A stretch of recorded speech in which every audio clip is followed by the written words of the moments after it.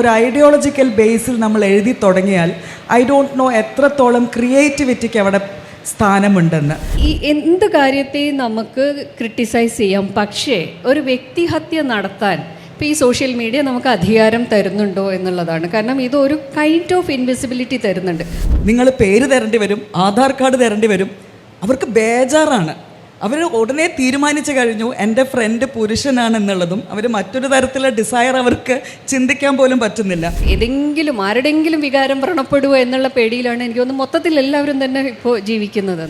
Once you ask for money from somebody else then you are beholden to them. ഇത് നമ്മൾ ശമ്പളം വാങ്ങുന്ന പോലെയാണ്. എനിക്ക് സത്യം പറഞ്ഞാൽ ഞാൻ കണ്ടിട്ടുള്ള ഏറ്റവും വലിയ സ്ത്രീ വിരോധികൾ സ്ത്രീകളാണ്.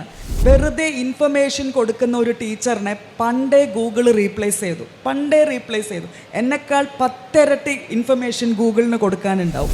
ആലോചിച്ച് നോക്ക്, എന്തൊരു മൊറാലിറ്റിയാണിത്, എന്തൊരു പണ്ടത്തെ ഇംഗ്ലണ്ടിലെ പ്യൂരിറ്റൻ സിസ്റ്റമാണെന്ന് തോന്നുന്നു. ആ ഒരു ട്രാൻസ്ലേറ്ററോട് ചോദിക്കുക, നിങ്ങൾക്ക് സെക്ഷുവൽ ആയിട്ടുള്ള ഭാഷ ഉപയോഗിക്കാൻ നാണമാവില്ലേ?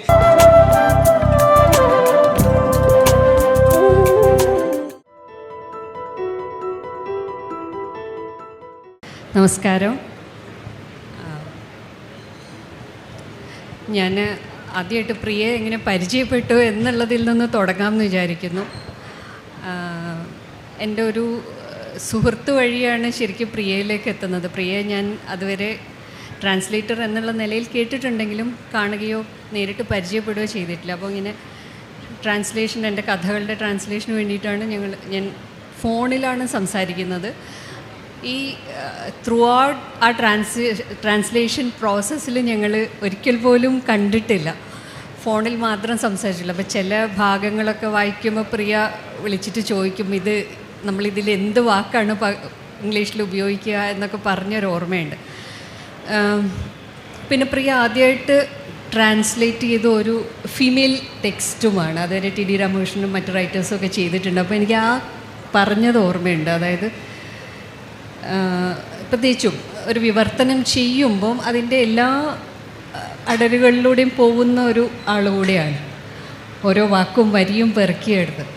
അത് ശരിക്കും ഈ പറയുന്ന പോലെ എഴുത്തിൽ നമ്മളിപ്പം പെണ്ണെഴുത്ത് ആണെഴുത്ത് വേണോ എന്നൊക്കെ പറയുന്ന എപ്പോഴും നമ്മൾ ഡിസ്കഷനിലുള്ള ഒരു ടോപ്പിക്കാണ്. ശരിക്കും എന്തെങ്കിലും അങ്ങനെ ഒരു മാർക്ട് ഒരു പെക്യൂലിയാരിറ്റി, എന്തെങ്കിലും ഒരു വ്യത്യാസം അനുഭവപ്പെട്ടിട്ടുണ്ടോ? Good evening everyone. ഈ പറഞ്ഞതുപോലെ ടി ഡി രാമകൃഷ്ണൻ്റെയും ബി ഉമാദത്തിൻ്റെയും ഒക്കെ പുസ്തകങ്ങൾ ട്രാൻസ്ലേറ്റ് ചെയ്ത് വേറെയും പല മെയിൽ റൈറ്റേഴ്സിൻ്റെയും പുസ്തകങ്ങൾ തർജ്ജമ ചെയ്തിട്ടാണ് തീണ്ടാരി വണ്ടി എന്ന ഷാഹിനയുടെ പുസ്തകത്തിൽ എത്തുന്നത്. ആ ടൈറ്റിലിൽ പോലും എനിക്ക് തോന്നുന്നത് ട്രാൻസ്ലേഷനിൽ ചില പൊളിറ്റിക്കൽ ഇഷ്യൂസ് വന്നിട്ടുണ്ട്. കാരണം ഷാഹിന തീണ്ടാരി വണ്ടി എന്ന് എഴുതുമ്പം ഞാൻ അതിനെ ഇംഗ്ലീഷിലേക്ക് വിവർത്തനം ചെയ്യുന്നത് മെൻസ്ട്രൽ കൂപ്പേ എന്നാണ്. പക്ഷേ തീണ്ടാരി എന്നുള്ള വാക്കിൽ ഉൾക്കൊള്ളുന്ന ഒരു തരം തൊട്ടുകൂടായ്മ അല്ലെങ്കിൽ തീണ്ടാപ്പാടകലെ നിർത്തുക എന്നുള്ളൊരു സെൻസിബിലിറ്റി വളരെ ക്ലിനിക്കലായിട്ട് മെൻസ്ട്രുവേഷൻ എന്ന് പറയുമ്പോൾ അതൊരിക്കലും കൺവേ ചെയ്യപ്പെടുന്നില്ല എന്നുള്ളതാണ്. ഇതുപോലെ ഒരു സബ് ടെക്സ്റ്റ് പലപ്പോഴും ട്രാൻസ്ലേഷനിൽ നമുക്ക് മിസ് ചെയ്ത് പോവാറുണ്ട്. പിന്നെ വളരെ കറക്റ്റായിട്ട് പറഞ്ഞു, പെണ്ണെഴുത്ത് എന്നൊരു വാക്ക് ഷാഹിനയുടെ ലാംഗ്വേജിൽ എനിക്കത് ശരിക്കും മനസ്സിലായി. കാരണം ടി ഡി ഉപയോഗിക്കുന്ന ശൈലി അല്ല ഷാഹിനയുടേത്. വളരെ ഫ്ലൂയിഡായിട്ട് ഒരു കുറേ കൂടി ഡിസ്ക്രിപ്റ്റീവായിട്ടുള്ളൊരു തരം റൈറ്റിംഗ് ആയിരുന്നു അത്. പിന്നെ തികച്ചും ഓർഗാനിക്കായി ഒരു സ്ത്രീപക്ഷത്ത് നിന്നുകൊണ്ട്, അത് സ്ത്രീപക്ഷം എന്ന് ഞാൻ പറയുമ്പം അതിൽ ഈ ഒരു ഫെമിനിസ്റ്റ് ഐഡിയോളജി അതിൽ കടന്നു വരുന്നില്ല. കാരണം ഒരു ഐഡിയോളജിക്കൽ ബേസിൽ നമ്മൾ എഴുതി തുടങ്ങിയാൽ ഐ ഡോണ്ട് നോ എത്രത്തോളം ക്രിയേറ്റിവിറ്റിക്ക് അവിടെ സ്ഥാനമുണ്ടെന്ന്. ഐ തിങ്ക് അത് ഷാഹിന തന്നെയാണ് പറയേണ്ടത്. നമ്മൾ ഐഡിയോളജി ബേസ് ചെയ്ത് എഴുതുമ്പോഴും അതല്ലാതെ ഓർഗാനിക്കായിട്ട് വരുന്നതും തമ്മിൽ നല്ല വ്യത്യാസമുണ്ട് അല്ലേ? അപ്പം ആസ് എ ഫീമെയിൽ റൈറ്റർ ഇതിനെ എങ്ങനെയാണ് കാണുന്നത്? ഞാൻ എപ്പോഴും വിചാരിക്കുന്ന ഒരു കാര്യം, ഇപ്പം മാധവിക്കുട്ടി എഴുതുമ്പം അവർക്ക് ഇങ്ങനെ പ്രത്യേകിച്ച് ഇന്ന ഇസം അല്ലെങ്കിൽ അങ്ങനെ ഒരു ഭാരമില്ലാതെയാണ് അവർ എഴുതിയിട്ടുള്ളതെന്ന് ഒരു വായനക്കാരി എന്ന നിലയിൽ എനിക്ക് തോന്നിയിട്ടുണ്ട്. അവരങ്ങനെ ഇന്ന ആളുകൾക്ക് വേണ്ടി, ഇന്ന ക്രൗഡിന് വേണ്ടി എന്നുള്ളത്, അല്ലെങ്കിൽ ഇന്ന അവർക്ക് അങ്ങനെ എന്തെങ്കിലും ബോധിപ്പിക്കാൻ വേണ്ടി എഴുതാൻ തോന്നിയിട്ടേ ഇല്ല. അവരുടേത് വളരെ ഓർഗാനിക്കായിട്ട് ഉള്ളിൽ നിന്നുള്ളൊരു എഴുത്തായിരുന്നു. അതെനിക്ക് ഈ പറയുമ്പോൾ വായനക്കാരി എന്നുള്ള നിലയിൽ നമ്മുടെ ഏറ്റവും പ്രിയപ്പെട്ടതും ഏറ്റവും അടുത്ത് നിൽക്കുന്നതായിട്ടും തോന്നിയിട്ടുള്ളത്. പിന്നെ എഴുതാനിരിക്കുമ്പോൾ ഇപ്പോൾ നമ്മൾ കോൺഷ്യസ് ആയിട്ട് വ്യക്തിപരമായിട്ട് പറയുകയാണെങ്കിൽ അങ്ങനെ ചിന്തിച്ചിട്ടല്ല എഴുതുന്നത്. ഇത് ഒരു വളരെ പ്രോബ്ലമാറ്റിക് ആയിട്ടുള്ള ഒരു സാധനമാണ്. ഇപ്പോൾ നമ്മൾ ഈ പറയുന്ന പൊളിറ്റിക്കൽ കറക്റ്റ്നെസ് എഴുത്തിൽ അല്ലെങ്കിൽ ആർട്ടിൽ വേണോ എന്ന് ചോദിക്കുമ്പോൾ കുറേ കാര്യങ്ങളിൽ നമുക്കത് വേണം തോന്നും. പക്ഷേ പൊളിറ്റിക്കലി കറക്റ്റ് അല്ലാത്തൊരു മനുഷ്യനെ നമ്മളെങ്ങനെ എഴുതും അല്ലെങ്കിൽ അവതരിപ്പിക്കും? എന്താണ് പ്രിയക്ക് തോന്നിയിട്ടുള്ളത്? എന്നോട് പലരും ചോദിക്കാറുണ്ട്, ഈ ട്രാൻസ്ലേഷൻസിന് പുസ്തകങ്ങൾ തിരഞ്ഞെടുക്കുമ്പോൾ എന്താണ് ഒരു കോൺസെപ്റ്റ്, എന്ത് അടിസ്ഥാനത്തിലാണ് തിരഞ്ഞെടുക്കാറുള്ളത്? ആ പുസ്തകം പറയുന്ന രാഷ്ട്രീയം അതിലൊരു വലിയ പങ്ക് വഹിക്കാറുണ്ടോ എന്ന്. സത്യം പറഞ്ഞാൽ ഇല്ല എന്ന് തന്നെയാണ് പറയാനുള്ളത്. കാരണം എൻ്റെ പൊളിറ്റിക്സോ എൻ്റെ തീരുമാനങ്ങളോ അല്ല ഞാൻ ട്രാൻസ്ലേഷനിലൂടെ കൺവേ ചെയ്യാൻ നോക്കുന്നത്. റാദർ ആ പുസ്തകത്തിൻ്റെ ഒരു റീഡബിലിറ്റിയാണ്. പലതരം ട്രാൻസ്ലേഷൻസ് പോസിബിളാണ്. ഒരു അക്കാഡമിക് രീതിയിലുള്ള ട്രാൻസ്ലേഷനിലല്ല ഞാൻ വിശ്വസിക്കുന്നത്. അത് നമ്മളൊരു പ്രിഫസിലോ അതിനെ പറ്റിയിട്ടുള്ളൊരു എഴുത്തിലോ ഒക്കെ ഒരു അക്കാഡമിക് തലത്തിൽ നമുക്ക് ആ ട്രാൻസ്ലേഷനെ കാണാം. പക്ഷെ അല്ലെങ്കിൽ അതിൻ്റെ ഈസ്തറ്റിക് സെൻസിബിലിറ്റി ചോർന്നു പോകാതെ എങ്ങനെ മറ്റൊരു ഭാഷയിലേക്ക് എത്തിക്കാം എന്നുള്ളതാണ് ബേസിക് കൺസേൺ. അപ്പം ഓൾവേസ് ഒരു എന്താ പറയുക, ഇറ്റ് ഇസ് നെവർ ട്രാൻസ്ലേറ്റർ എന്ന നിലയ്ക്ക് എൻ്റെ രാഷ്ട്രീയമോ എൻ്റെ ഐഡിയാസിൻ്റെയോ പ്രൊജക്ഷനായിട്ട് ഒരിക്കലും ഞാൻ ഒരു പുസ്തകം തിരഞ്ഞെടുത്തിട്ടില്ല എന്നുള്ളതാണ്. ഇനി കമ്മിങ് ബാക്ക്, വീണ്ടും ഷാഹിനെ ഉപയോഗിച്ച ഭാഷയുടെ ആ ഒരു ഫ്ലോ ഉണ്ടല്ലോ, അത് എത്രത്തോളം ഇംഗ്ലീഷിലേക്ക് വന്നു എന്നുള്ളതിലും സംശയമുണ്ട്. കാരണം പബ്ലിക്കേഷൻ ഹൗസസിൽ എഡിറ്റർ എന്ന് പറഞ്ഞൊരു വ്യക്തിയുണ്ട്. ഈ റൈറ്ററിൻ്റെയും ട്രാൻസ്ലേറ്ററിൻ്റെയും ഇടയിൽ വർത്തിക്കുന്ന വളരെ ശക്തമായ ഒരു പ്രസൻസാണ് എഡിറ്ററിൻ്റെത്. പലപ്പോഴും എഡിറ്ററിൻ്റെ പ്രസൻസ് വായനക്കാരിലേക്ക് എത്താറില്ല. പക്ഷേ എഡിറ്റർക്കൊരു വലിയ റോളുണ്ട്. ഇത് മാത്രമല്ല, പല പബ്ലിഷിംഗ് ഹൗസസിനും ഒരു ഇൻ ഹൗസ് സ്റ്റൈൽ ഉണ്ടാവും. അതിലേക്ക് നമ്മളെ കൺഫൈൻ ചെയ്യുന്ന ഒരു രീതിയും ഉണ്ടാവും. അതുകൊണ്ട് തന്നെ ആയിരിക്കണം പലപ്പോഴും മലയാളത്തിലുള്ള പ്രഗത്ഭരായ എഴുത്തുകാർ ഇംഗ്ലീഷിലേക്ക് വിവർത്തനം ചെയ്യപ്പെടുമ്പോൾ അവരുടെ വോയിസ് ഒരേപോലെ ഇരിക്കുന്നത്. ആ ടൊണാലിറ്റിയിൽ വലിയ ഡിഫറൻസ് ചിലപ്പോൾ വായനക്കാർക്ക് അനുഭവിക്കാൻ പറ്റാത്തത് അത് തർജ്ജമയിലുള്ള ഒരു കൺസ്ട്രെയിൻറ്റ് തന്നെ ആയിരിക്കാം എന്ന് തോന്നിയിട്ടുണ്ട്. പിന്നെ ഷാഹിനയുടെ ട്രാൻസ്ലേഷനിൽ നമുക്ക് ഗംഭീര തമാശകളുള്ള പുസ്തകമാണ് ഷാഹിനയുടെ. കഥകളിലൊക്കെയും വളരെ എത്നിക്കായിട്ടുള്ള കേരളത്തിൽ നിന്നുകൊണ്ട് നമ്മൾ പറയുന്ന തമാശകളാണ്. ട്രാൻസ്ലേഷൻസിൽ തമാശകൾ പലപ്പോഴും ട്രാജിക്കായിട്ട് മാറാറുണ്ട്. കാരണം നമ്മുടെ സെൻസ് ഓഫ് ഹ്യൂമർ വ്യത്യാസമുണ്ട്, നമുക്ക് തമാശ തോന്നുന്ന കാര്യങ്ങൾക്ക് വ്യത്യാസമുണ്ട്. ഇത് തർജ്ജമ ചെയ്യുമ്പോഴാണ് ഒരു വല്ലാത്ത ഭീകരത നമ്മൾ അനുഭവിക്കുക.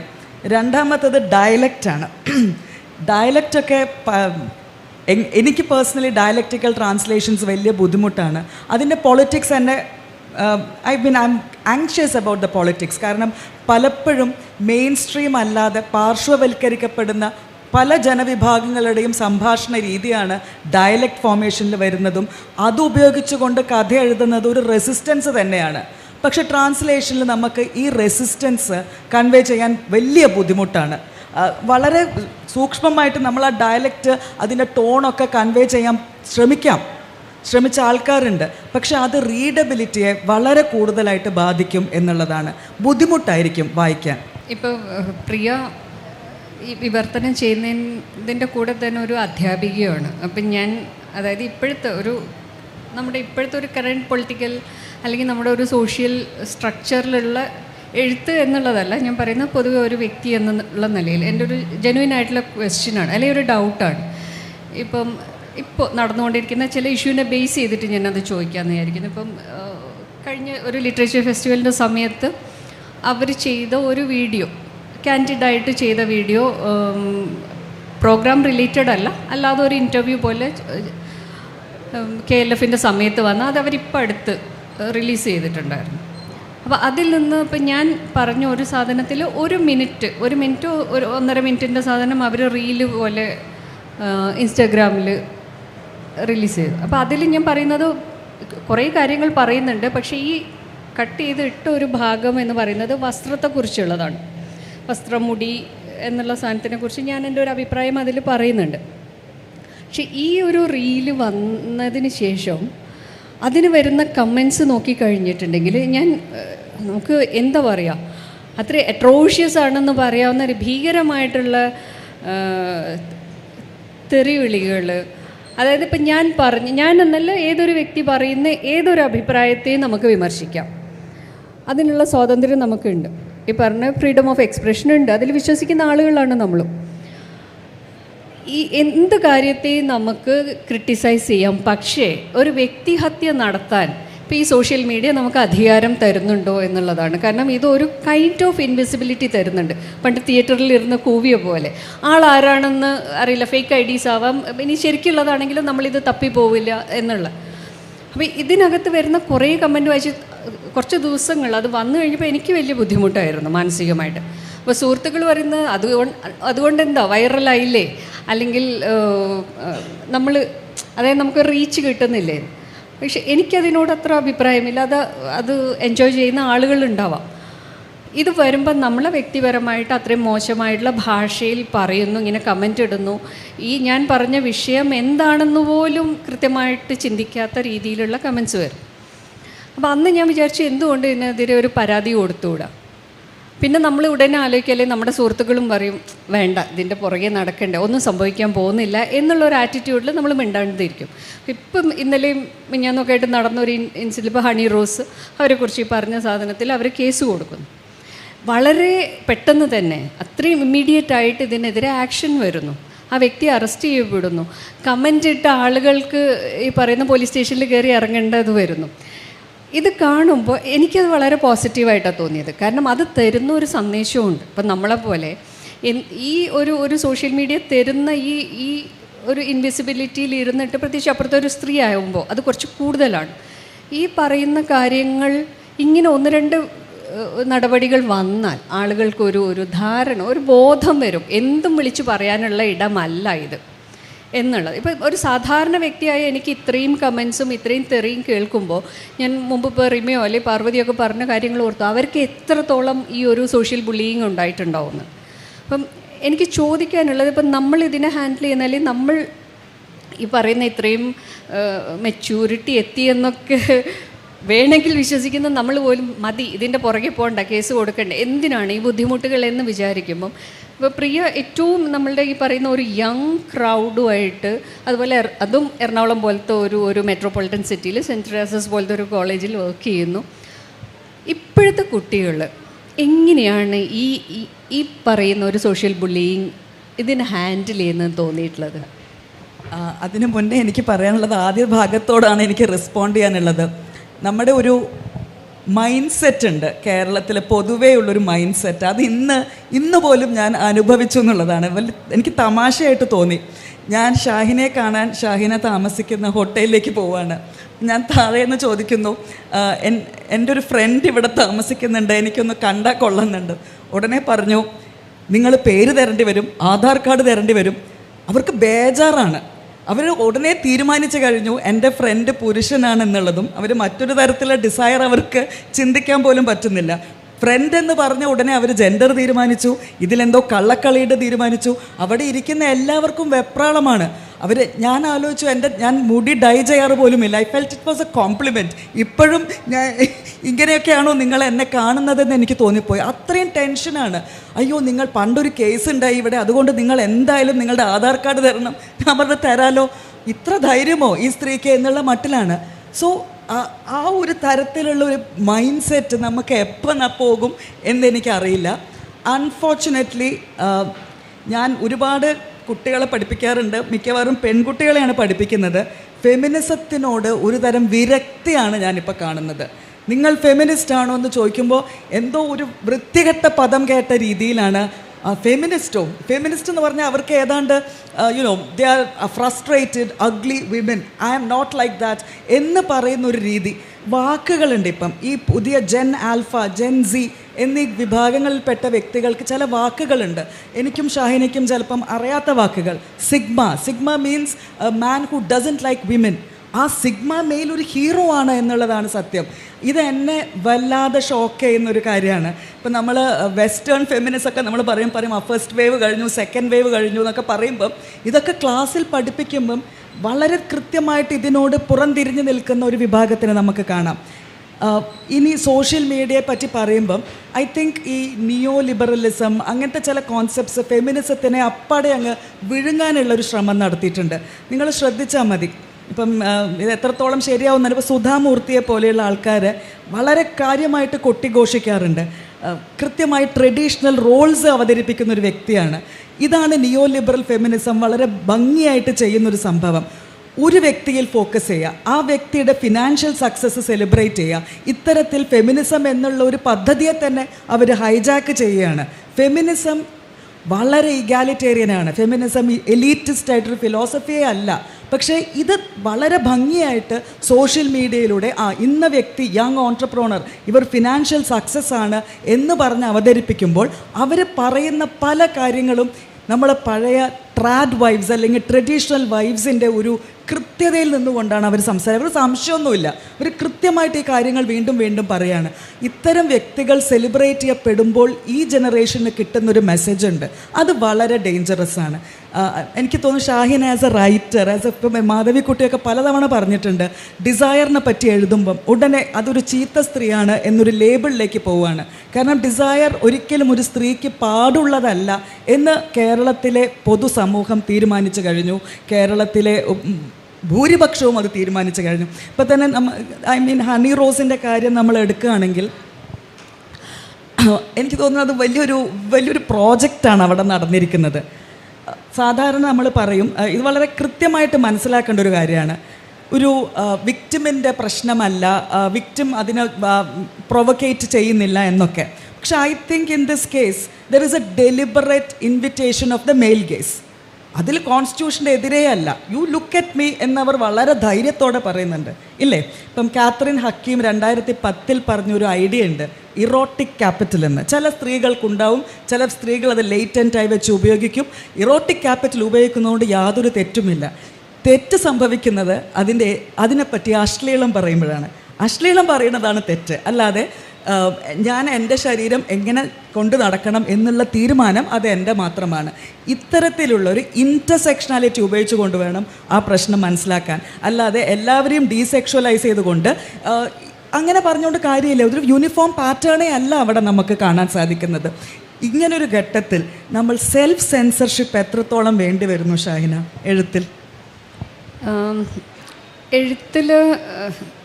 എഴുതുന്ന ആ ഒരു പ്രോസസ്സിൻ്റെ സമയത്ത് ഈ പറഞ്ഞ വേറെ ഒന്നും തന്നെ ആലോചനയില്ല. ഇത് ആളുകൾ എങ്ങനെ വായിക്കുന്നോ, നമ്മൾ ഈ സെൻസർഷിപ്പിൻ്റെ കാര്യമൊന്നുമില്ല. ഇത് എഴുതി കഴിഞ്ഞ് പ്രസിദ്ധീകരിക്കാൻ അയക്കുമ്പോഴാണ് അങ്ങനെ അനുഭവങ്ങൾ ഉണ്ടായിട്ട്. അത് പ്രത്യേകിച്ചും മതം ആയിട്ട് കണക്റ്റഡാണ് സാധനം. നമ്മൾ കൊടുത്തു കഴിഞ്ഞാൽ മിക്കവാറും ചില എഡിറ്റേഴ്സ് റെസ്പോണ്ട് ചെയ്യുകയോ ചെയ്യില്ല. ചിലർ ചോദിക്കും നമുക്ക് ആ വാക്ക് മാറ്റിക്കൂടെ. അതായത് എന്തിനാണ് പ്രശ്നങ്ങൾ? എല്ലാവരും ഒരു പ്രസ്ഥാനം കൊണ്ട് നടക്കുന്നു. ഇതൊക്കെ ബിസിനസ്സാണ്, അത് അവരെ എഫക്റ്റ് ചെയ്യും. അപ്പം ആ റിസ്ക് എന്തിനാണ് എടുക്കുന്നത്?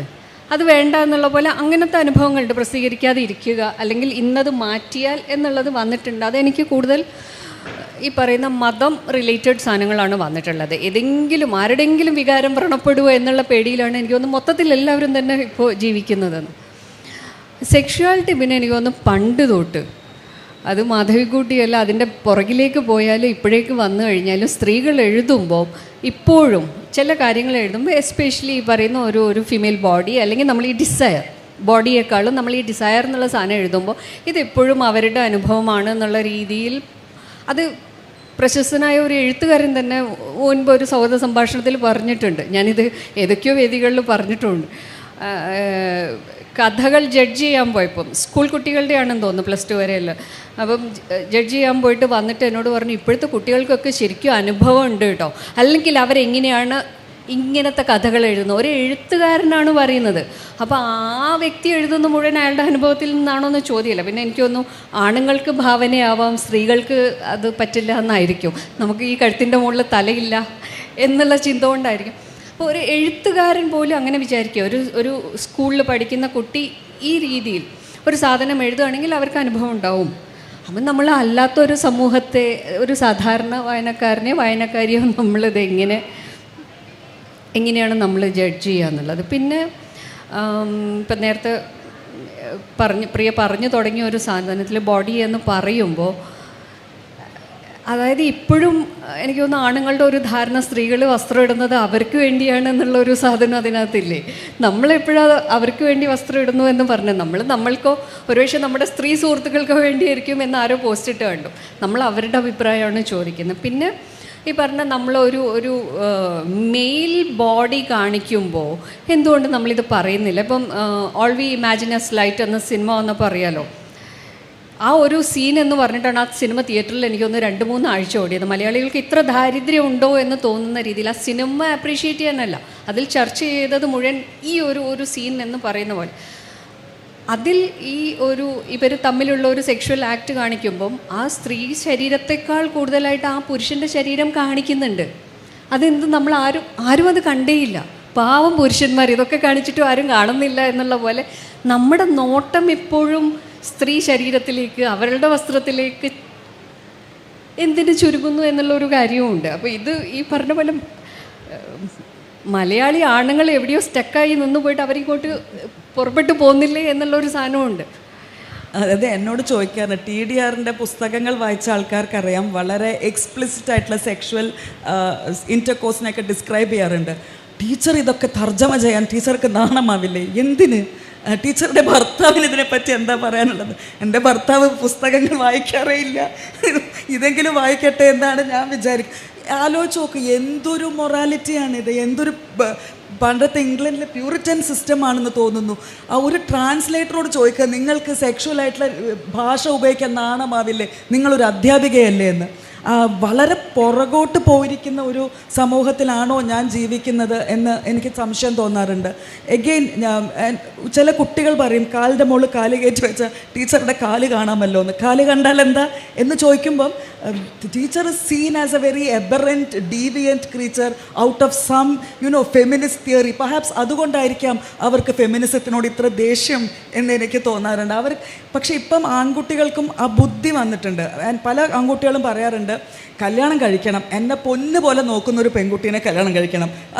കാരണം അവിടെ വളരെ ക്ലിയറായിട്ട് എന്താ സംഭവിക്കുന്നത് വെച്ചാൽ, പെൺകുട്ടി ജോലിക്ക് പൊക്കോട്ടെ, പക്ഷേ പെൺകുട്ടി ഉണ്ടാക്കുന്ന പൈസയുടെ മുകളിൽ അധികാരം എനിക്ക് തന്നെയാണ്. വളരെ സട്ടിലായിട്ട് ഇത് ട്വിസ്റ്റ് ചെയ്യുന്നുണ്ട്.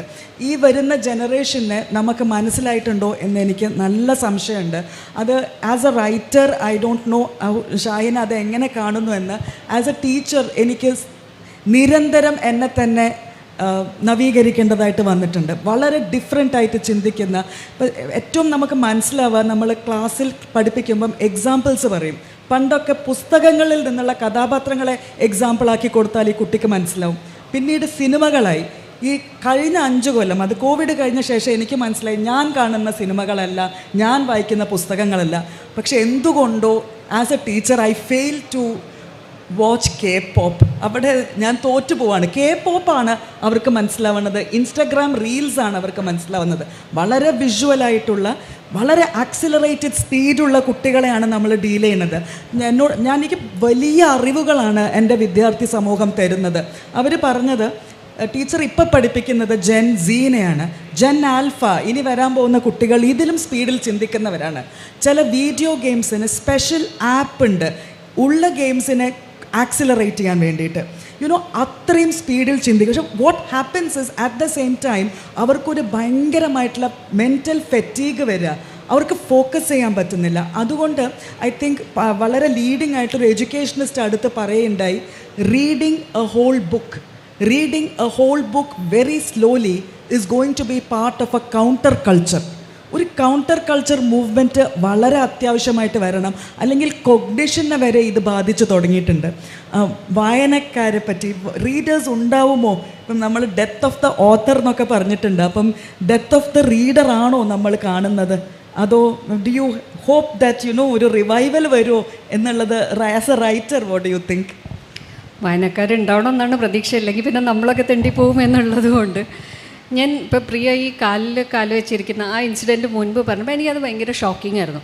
ഞാനിങ്ങനെ ഇരിക്കുന്നത് ഇതെനിക്ക് ഏറ്റവും കംഫർട്ടബിൾ ആയിട്ടുള്ള പൊസിഷനാണ്. ഞാനിങ്ങനെ ഇരിക്കുന്നതിന് എനിക്ക് വിമർശനം കേട്ടിട്ടുള്ള എപ്പോഴും കുറച്ചുകൂടെ ഒരു ഓൾഡ് ജനറേഷൻ എന്ന് പറയും. ഇപ്പോൾ ഉമ്മ ആ ഇതെന്നാണ് നമ്മളിങ്ങനെ ഒരു പബ്ലിക് പ്ലാറ്റ്ഫോമിൽ ഇങ്ങനെ പരിപാടി നടക്കുമ്പോൾ ഇങ്ങനത്തെ ഫോട്ടോ വീഡിയോ വന്നു കഴിഞ്ഞാൽ അയ്യോ ഇങ്ങനെ ഇരിക്കുന്നു. മുൻപ് ഷോൾ ഇടാത്തതും ഒക്കെ പറയുന്നു. അപ്പോൾ പിന്നെ ആ കാര്യം ഏകദേശമൊക്കെ തീരുമാനമായതുകൊണ്ട് പറയാറില്ല. ഷോളും ഇട്ടിട്ടില്ല, ഇങ്ങനെ ഇരിക്കുന്നു. അപ്പോൾ ഈ ഇരുത്തം എനിക്ക് അന്ന് തോന്നിയിരുന്നത് ആ ജനറേഷനാണ് പ്രശ്നം. പക്ഷെ പ്രിയ ഇത് വന്നിട്ട് ഇപ്പം എൻ്റെയൊക്കെ മനസ്സിൽ സെൻറ്റ് തെരേസാസ് എന്ന് പറയുമ്പോൾ ഉള്ള ഒരു ഇമേജ് ഉണ്ട്. സിറ്റിയിലെ ഏറ്റവും ആ കോളേജിലെ കുട്ടി ആവണമെന്നില്ല. ഓക്കെ.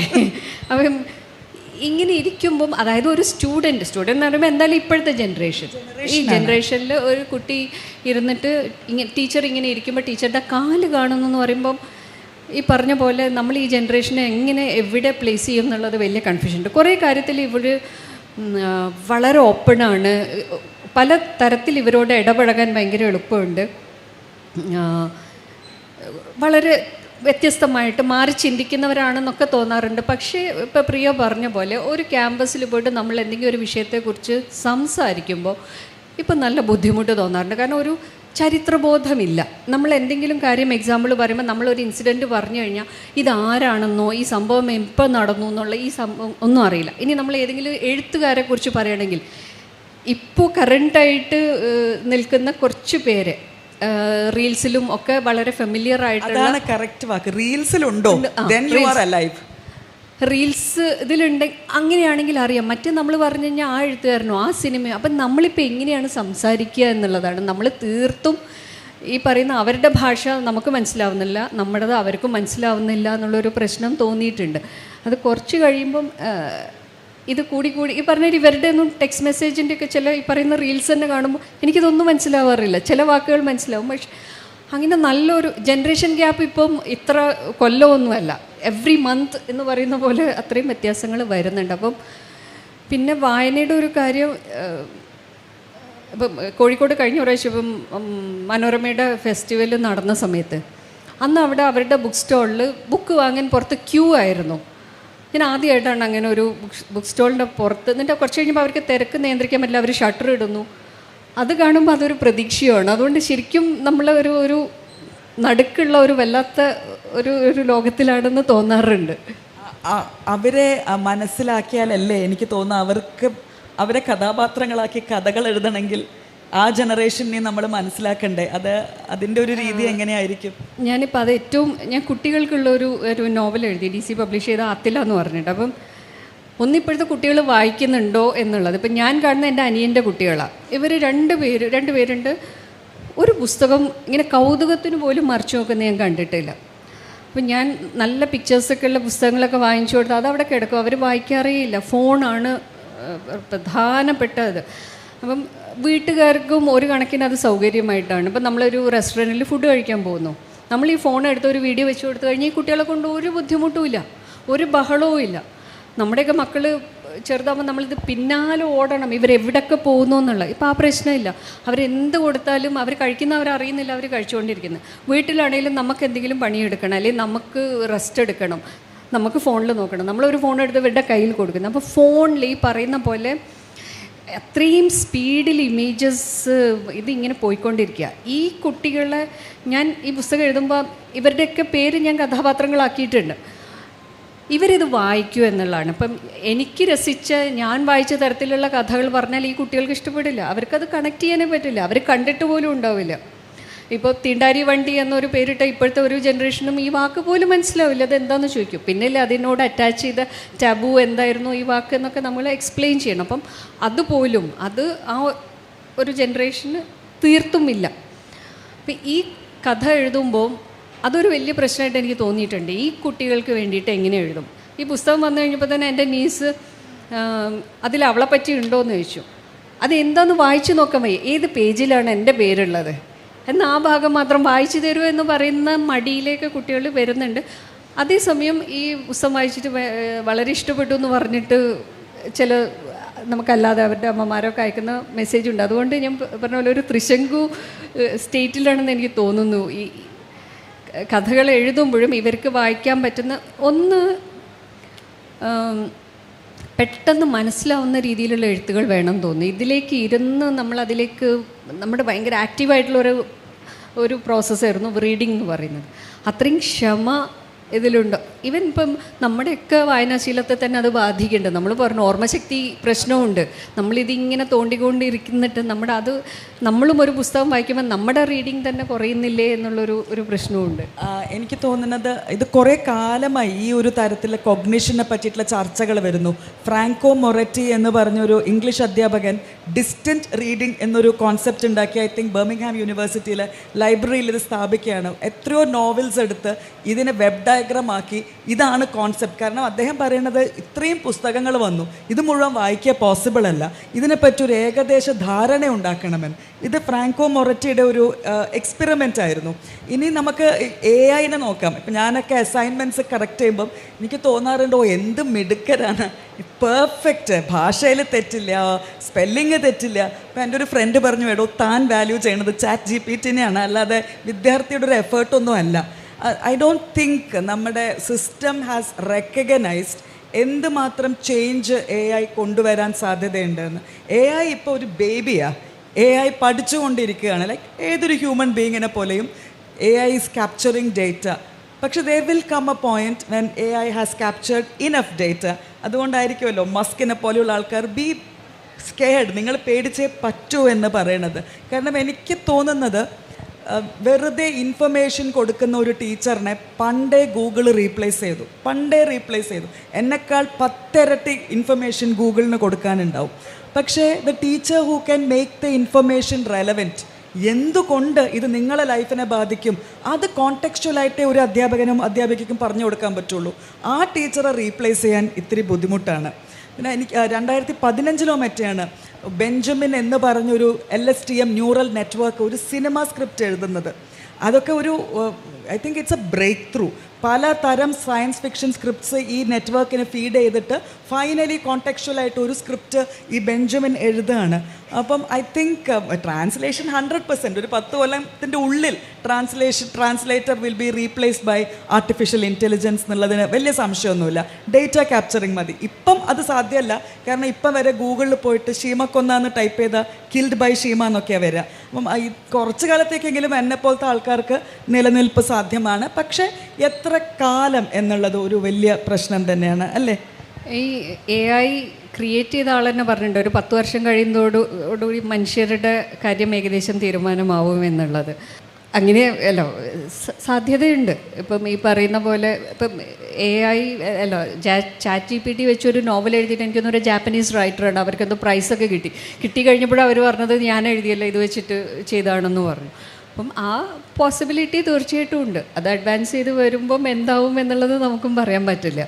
ഷാഹിന വായിക്കുന്ന എഴുത്തുകാരാണ്? നമ്മൾ ആർക്ക് വേണ്ടി എഴുതുന്നു എന്ന് ചോദിച്ചു. ഇനിയിപ്പം ആരാ വായിക്കാറാണ് ഷാഹിനയ്ക്ക് പതിവുള്ളത്? Who do you read?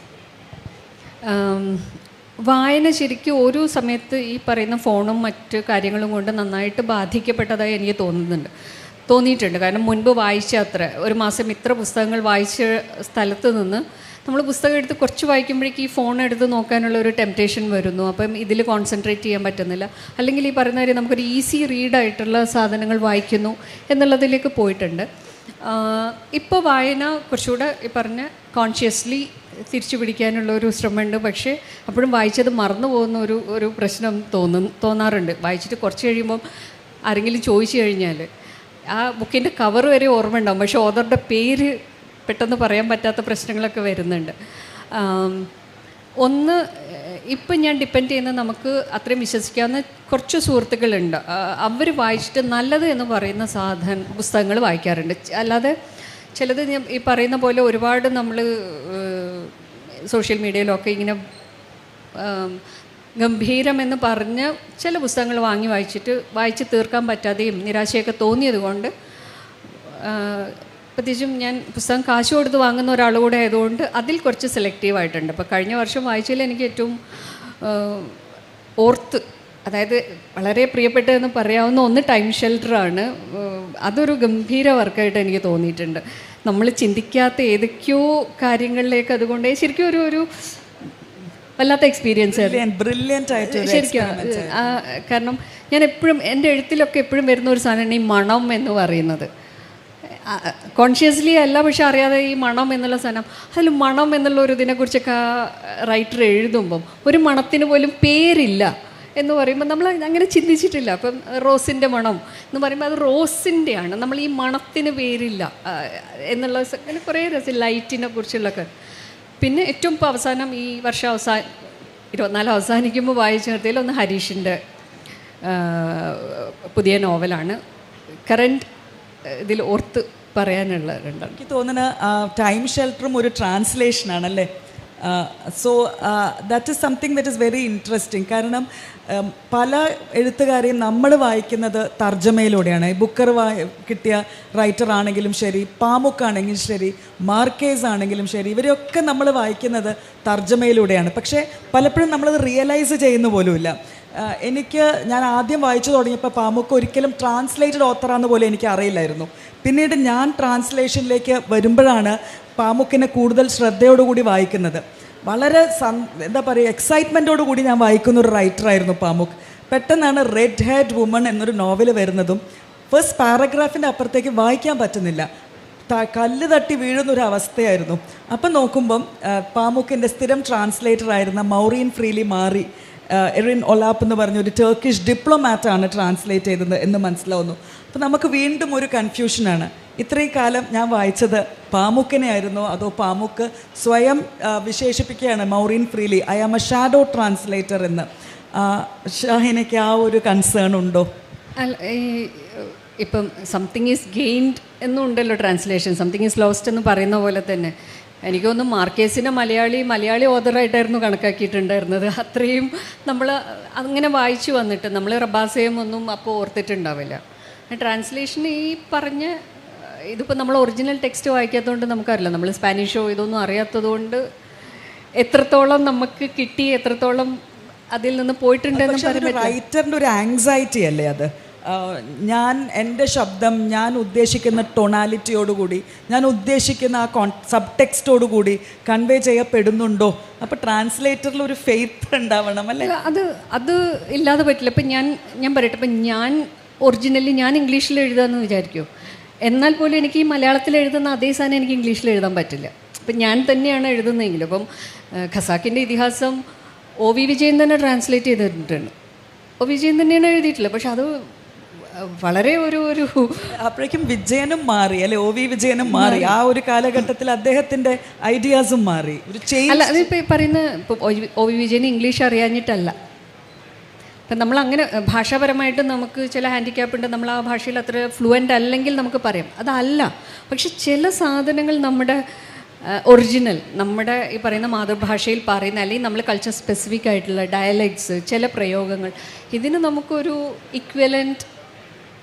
പക്ഷേ എനിക്ക് തോന്നുന്നു ഇപ്പം സാധാരണ ട്രാൻസ്ലേഷൻ പഠിപ്പിക്കുമ്പോഴും അതിനെപ്പറ്റി ചർച്ച ചെയ്യും പറയുന്ന ഒരു കാര്യം translate into your mother tongue എന്നാണ്. പക്ഷേ എന്നെപ്പോലെയുള്ള പലരും മലയാളത്തിൽ നിന്ന് ഇംഗ്ലീഷിലേക്ക് തർജ്ജമ ചെയ്യുന്ന പലരും മദർ ടങ്ങിലേക്കല്ല ട്രാൻസ്ലേറ്റ് ചെയ്യുന്നത്. നമ്മളൊക്കെ ഈ പോസ്റ്റ് കൊളോണിയൽ ഒരു ബാഗേജ് ക്യാരി ചെയ്യുന്നതുകൊണ്ട് മലയാളത്തിൽ സംസാരിക്കുകയും ഇംഗ്ലീഷിൽ ചിന്തിക്കുകയും ഒക്കെ ചെയ്യുന്ന വ്യക്തികളാണ്. ഷൈനയ്ക്ക് തോന്നിയിട്ടുണ്ടോ പല മലയാളം റൈറ്റേഴ്സും ഇൻ്റർനാഷണൽ ആയിട്ടൊരു ഓഡിയൻസിനെ കിട്ടാത്തത് ട്രാൻസ്ലേഷൻ്റെ ഒരു ലിമിറ്റേഷൻ കൊണ്ടാണെന്ന്? ഇപ്പോൾ ശരിക്കും അതിലൊരു ബൂം എന്ന് പറയുന്ന പോലെ ബൂമുണ്ട്, പക്ഷേ ആ ഒരു റീഡർഷിപ്പ് ഉണ്ടോ എന്നുള്ളതാണ് സംശയം. എനിക്കൊന്ന് ആയി വരാൻ സമയം എടുക്കുമായിരിക്കും. ഇപ്പോഴാണ് അങ്ങനെ. അല്ലാതെ ഇപ്പോൾ നമ്മളെപ്പോഴും പറയില്ല, ഇപ്പോൾ ബഷീർ വിക്കൻ ആരും തന്നെ ഇംഗ്ലീഷിലായിരുന്നു എഴുതിയിരുന്നെങ്കിൽ അവരെത്തുന്ന സ്ഥലങ്ങൾ വേറെ ആവുമായിരുന്നു എന്നുള്ളത്. ഇപ്പോൾ മാർക്കേസിനൊക്കെ അങ്ങനെ ഒരു ട്രാൻസ്ലേറ്റർ വന്നു, അത് ഇവിടെ അത്രത്തോളം പോപ്പുലറായി എന്നുള്ളത്. ഇതൊരു പക്ഷേ സമയമെടുത്താലും ആവുമായിരിക്കും. ഇപ്പോൾ ഒരുപാട് ട്രാൻസ്ലേഷൻ വരുന്നുണ്ട് മലയാളത്തിൽ നിന്ന് തന്നെ. മലയാളം വളരെ ചെറിയ ലാംഗ്വേജാണ്, കുറച്ച് ആളുകൾ സംസാരിക്കുന്ന ഭാഷയാണ്, പക്ഷേ ഒരുപാട് ട്രാൻസ്ലേഷൻ വരുന്നുണ്ട്. അപ്പം മേ ബി ഭാവിയിൽ കൂടുതൽ വായനക്കാരിലേക്ക് എത്തുമെന്ന് പ്രതീക്ഷിക്കാം. ഞാൻ ഈ എഴുത്ത് വിട്ടിട്ട് ഇപ്പം നമ്മൾ നേരത്തെ പറഞ്ഞൊരു സോഷ്യൽ കോണ്ടെക്സ്റ്റിലുള്ളൊരു ഇത് പറയും. ഇപ്പോൾ സൗത്ത് കൊറിയയിൽ പുതിയൊരു മൂവ്മെൻറ്റ് നടക്കുന്നുണ്ട് സ്ത്രീകളുടെ ഇടയിൽ, 4B മൂവ്മെൻറ്റ് എന്ന് പറയുന്നത്. ആ ബി എന്നുള്ളത് അവർ പറയുന്ന 4 വാക്കിൻ്റെ കൊറിയൻ വേർഷൻ, അത് ബി വെച്ച് തുടങ്ങുന്നുണ്ട്. അതിൽ പറയുന്നത് അവർ ഒരാണിനെയും കല്യാണം കഴിക്കുന്നില്ല, അവരിലെ കുട്ടികൾ വേണ്ട, ഡേറ്റിംഗ് ഇല്ല, നോട്ട് സ്ലീപ്പിംഗ് വിത്ത് ദം. ഈ 4 വാക്കിനാണ് 4B. അതായത് അവരുടെ സെക്സിസ്റ്റ്, മിസോജിനിസ്റ്റ് ആയിട്ടുള്ള ആറ്റിറ്റ്യൂഡ് മാറാത്ത കാരണം ഞങ്ങൾക്കിനി ഇവരുമായിട്ട് ഒരു സഹവാസവും വേണ്ട എന്ന് പറയുന്നു. അപ്പോൾ അവിടെ ഈ പറയുന്ന ബർത്ത് റേറ്റ് വളരെയധികം കുറയുന്നു. ഇവ കേരളത്തിലേക്ക് വന്നാൽ, കേരളം പോലെ ഒരു ചെറിയ സ്ഥലത്ത് ഇപ്പം ഞാൻ എൻ്റെയൊക്കെ പരിസരങ്ങളിൽ നിന്ന് പറയുകയാണെങ്കിൽ പ്രത്യേകിച്ച് മുസ്ലിം കമ്മ്യൂണിറ്റിയിൽ പെൺകുട്ടികൾ നേരത്തെ കല്യാണം കഴിച്ചിരുന്ന അങ്ങനെയായിരുന്നല്ലോ ഒരു സിസ്റ്റം. അത് വളരെയധികം മാറി. ഇപ്പോൾ ആൺകുട്ടികൾക്ക് ഇങ്ങനെ ഇപ്പോഴും നമ്മൾ പെണ്ണ് അന്വേഷിക്കുകയാണെന്നുള്ളത് വേറൊരു വിരോധാഭാസമാണ്. അവർ സ്വന്തം ഇണയെ കണ്ടെത്തുകയൊന്നുമല്ല ചെയ്യുന്നത്. ഇപ്പോഴും പാരൻസ് പോയി അന്വേഷിച്ച് നമ്മൾ സോഷ്യൽ സ്റ്റേറ്റസും സാമ്പത്തികവും അതും ഇതും എല്ലാം നോക്കിയിട്ട് തന്നെയാണ് നമ്മൾ ജാതകം തീർച്ചയായിട്ടും ജാതകവും കാസ്റ്റും സബ് കാസ്റ്റും എല്ലാം നോക്കിയിട്ടുള്ളൂ. പ്രണയങ്ങളിൽ പോലും ഇതൊക്കെ നോക്കി കോമ്പാറ്റബിൾ ആണെങ്കിൽ പിന്നെ ബാക്കി പ്രണയിക്കുന്നുള്ളൂ എന്നുള്ള പോലെയാണ്. വളരെ പ്രാക്ടിക്കൽ കാര്യമാണ്. അപ്പം ഇങ്ങനെ വരുമ്പോൾ ഈ പറയുമ്പോൾ ഇപ്പം പെൺകുട്ടികളെ കിട്ടാനില്ല എന്ന് പറയുന്നു. കിട്ടാനില്ല എന്നുള്ള വാക്കൊക്കെ വളരെ പ്രോബ്ലമാറ്റിക്കാണ്. പക്ഷെ നമ്മൾ അതാണ് ഇപ്പോഴും ഉപയോഗിക്കുന്നത്. നമുക്ക് പകരം വാക്കില്ല. കുട്ടികൾ പുറത്ത് പോകുന്നു പഠിക്കാനായിട്ട്, അല്ലെങ്കിൽ ജോലിയായിട്ട് പോകുന്നു. അവർക്ക് കേരളത്തിൽ നിൽക്കാൻ താല്പര്യമില്ല. വിവാഹത്തോട് ഇപ്പം ഞാൻ കുറച്ച് കാലം ടീച്ചറായിട്ട് ജോലി ചെയ്തിട്ടുണ്ട്. അപ്പോൾ നമ്മുടെ സ്റ്റുഡൻസൊക്കെ കുറേ പേര് അവർക്ക് വിവാഹത്തോട് താല്പര്യമില്ല. എന്തിന് ഈ ഒരു അധിക ഭാരം കൂടെ എടുക്കുന്നു എന്നുള്ളത്. ഇപ്പം ഞാനിന്നിപ്പോൾ തിരുവനന്തപുരത്ത് ആയതുകൊണ്ട് എനിക്ക് ഈ സെഷൻ കഴിഞ്ഞിട്ട് വീട്ടിൽ പോയിട്ട് രാത്രി എന്താണ് കഴിക്കാൻ ഉണ്ടാക്കേണ്ടതെന്ന് ആലോചിക്കേണ്ട, എനിക്ക് അവിടുന്ന് ഓർഡർ ചെയ്താൽ കിട്ടും. അല്ലെങ്കിൽ ആലോചിക്കണം. അപ്പം ഈ പെൺകുട്ടികൾ അങ്ങനെ ചിന്തിക്കുക. അതായത് ഇപ്പോൾ നേരത്തെ പറഞ്ഞ പോലെ ജോലി ചെയ്യുന്ന എല്ലാ സ്ത്രീകൾക്കും ഫിനാൻഷ്യൽ ഇൻഡിപെൻഡൻസ് ഉണ്ടോ ഇല്ല എന്ന് എൻ്റെ അനുഭവത്തിൽ എനിക്കറിയാം.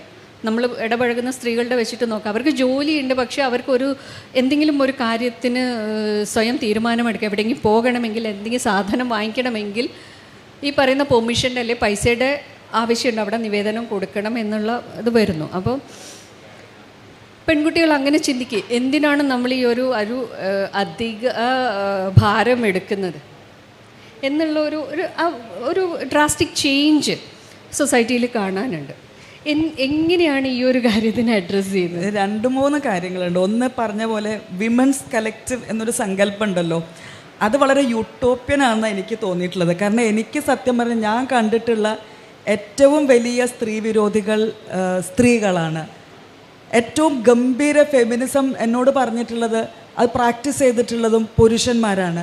So feminism doesn't lie in the body എന്ന് തിരിച്ചറിഞ്ഞൊരു വ്യക്തിയാണ് ഞാൻ. അനുഭവം കൊണ്ട്, ജീവിതം കൊണ്ട്. എനിക്ക് സ്ത്രീകൾ മാത്രമുള്ള ഒരു ഏരിയ സത്യം പറഞ്ഞാൽ പേടിയാണ്. കാരണം വളരെ ജഡ്ജ്മെൻറ്റലാണ്, ഭീകരമായിട്ട് നമ്മളെ അങ്ങോട്ട് ക്രിട്ടിസൈസ് ചെയ്യും. ഇങ്ങനെയൊക്കെ ചില വശങ്ങൾ അതിനുണ്ട്. എനിക്ക് സത്യം പറഞ്ഞാൽ സ്ത്രീകളോട് സംസാരിക്കാൻ തന്നെ കുറച്ച് പേടിയുള്ളൊരു കൂട്ടത്തിലാണ്. ഭീകരമായിട്ട് നമ്മളെ അങ്ങോട്ട് ഇവാലുവേറ്റ് ചെയ്യും. ഇവരുടെ മുഖം, ഇവരുടെ ഫിഗർ, അത് ഇങ്ങനെ പറഞ്ഞുകൊണ്ട് ബിക്കംസ് വെരി വെരി പ്രോബ്ലമാറ്റിക്. പിന്നെ പ്രണയം എന്ന അതൊരു ഭാഗം. ഞാൻ ഇപ്പോഴും ഹെട്രോസെക്ഷുവൽ റിലേഷൻഷിപ്പിൽ വിശ്വസിക്കുന്ന ഒരു വ്യക്തിയാണ്. പെർഹാപ്സ് എനിക്ക് സ്ത്രീകളെ പേടിയായതുകൊണ്ടോ ഫോർ സം റീസൺ ഞാൻ കണ്ടത് അതായിരിക്കാം. ഒരു റീസൺ അതാണ്. 2, പ്രണയം എന്ന് പറഞ്ഞ് ഞാൻ പഠിക്കുന്ന കാലത്ത് ഒരു സങ്കല്പമുണ്ടായിരുന്നു. മേ ബി ഷാഹിന പഠിക്കുന്ന കാലത്തും പ്രണയത്തിനെ പറ്റി ഒരു കോൺസെപ്റ്റ് ഉണ്ടായിരുന്നു. അത് വളരെയധികം മാറിയിട്ടുണ്ട്. അത് നല്ലതാണോ ചീത്തയാണോ എന്നൊന്നും എനിക്ക് അറിഞ്ഞുകൂടാ. ഞാൻ ചെറുപ്പമായിരുന്ന സമയത്തുള്ള പ്രണയം നല്ലതായിരുന്നു എനിക്കറിയില്ല. I don't know. I only know that things have changed.